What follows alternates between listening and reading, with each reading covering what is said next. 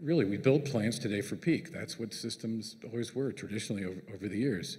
And everybody out there who's got a plant has pretty much the same problem.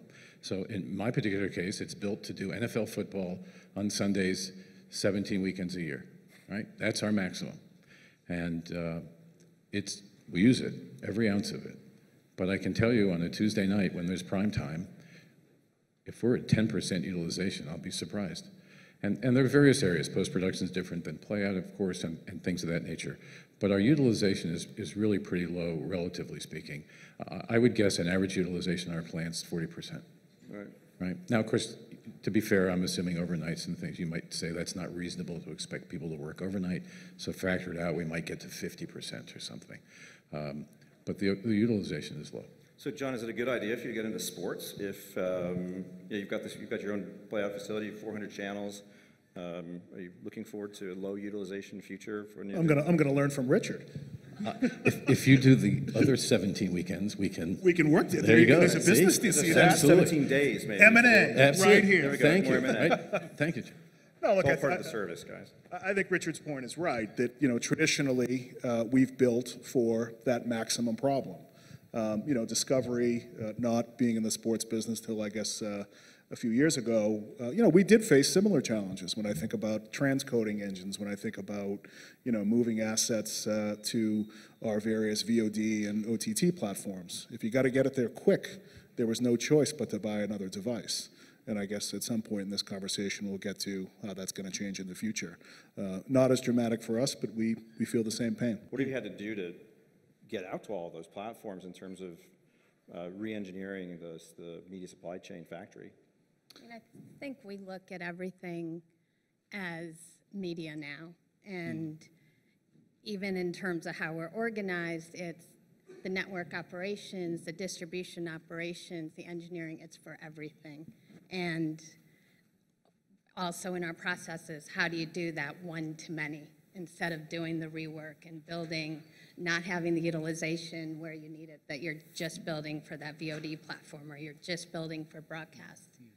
How much was that? You when we talked before, you talked about a holistic organization. How much was it costing you, maybe on a percentage basis, all of that rework stuff in terms of time, in terms of what you had to do, just with a different economic model today?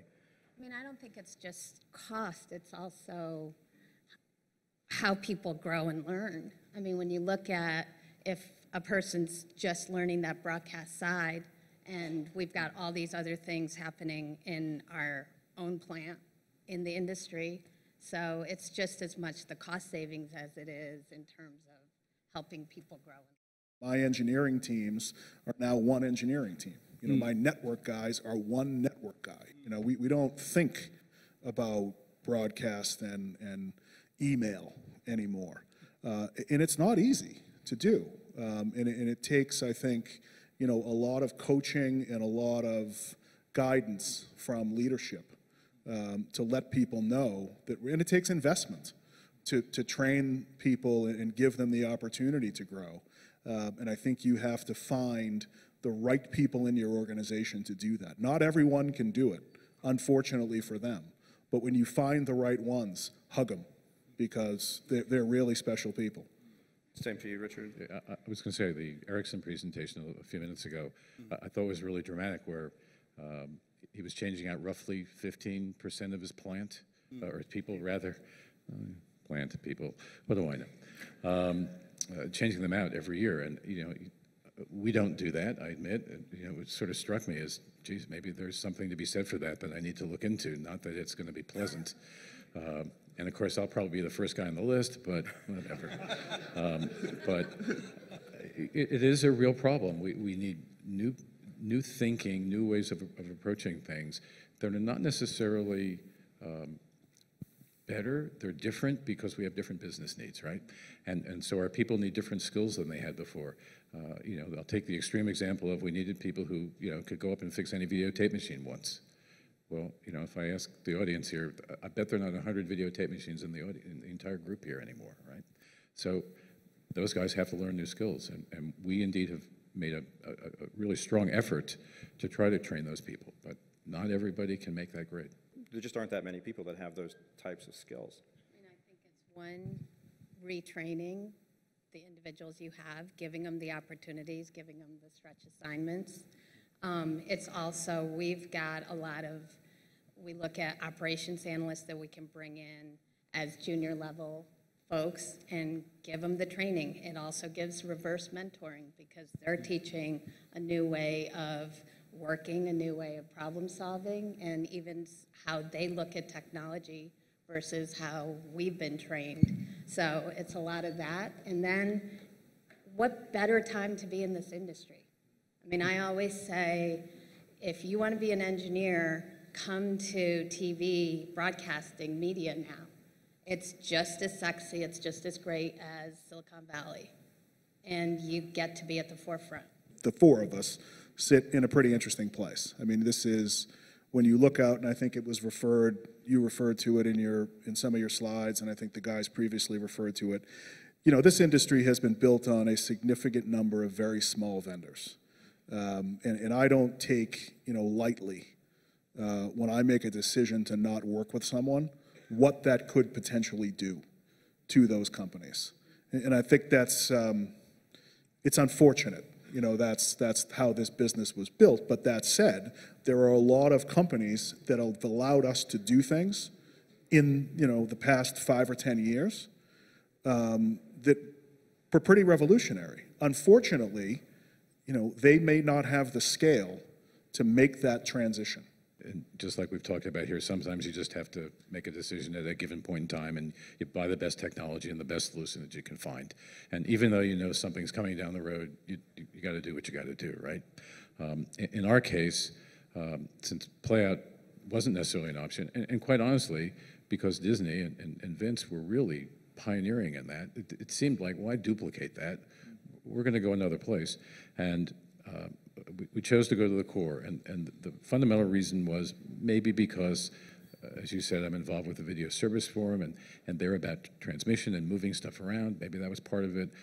But what I really think is the value of IP systems for us is what I like to call them being format agnostic. That's a huge benefit. All the other benefits of agility and the list that you always see, and I find it interesting that I don't often see this on there, but the idea now is I'm going to put a pipe in, and that pipe can, within reason, expand as technology allows, but I can put anything on it. I can put video, audio, metadata, consumer information, you name it, I can move stuff around on that. And although we could do it on coax, remember SDTI and all these things, that was really hard.